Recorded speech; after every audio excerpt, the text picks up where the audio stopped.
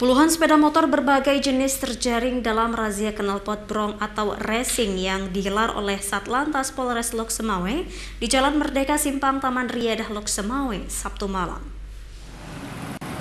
Satu persatu sepeda motor yang melintas di Jalan Merdeka, Simpang Taman Riyadah Kota Loksemawe yang masih menggunakan knalpot brong langsung ditangkap oleh polisi Satlantas. Berbagai jenis sepeda motor yang diamankan polisi kali ini berjumlah 21 motor yang masih menggunakan knalpot tidak standar. Para pengendara yang melanggar langsung ditilang di tempat dengan menunjukkan STNK dan SIM untuk proses pembuatan surat tilang.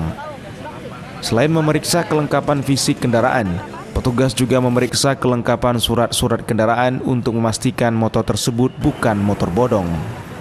AKP Viva Febriana Sari, Kasat Lantas Polres Loksemawe mengatakan, penertiban sepeda motor dilakukan karena banyak keluhan dari masyarakat dengan suara bising dari sepeda motor yang menggunakan knalpot brong.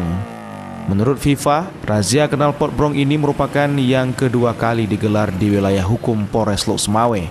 Dan bagi pelanggar motornya ditilang dan knalpotnya juga akan dimusnahkan langsung oleh pemiliknya.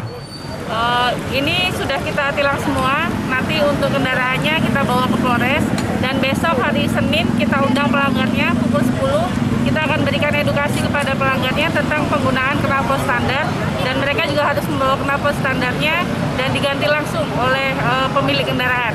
Kemudian knalpot brongnya nanti akan dimusnahkan langsung oleh pemiliknya. Operasi penindakan knalpot brong akan terus berlangsung di Kota Loksemawe, sehingga akan menciptakan suasana yang aman dan tertib berlalu lintas, juga akan memberikan kenyamanan bagi masyarakat.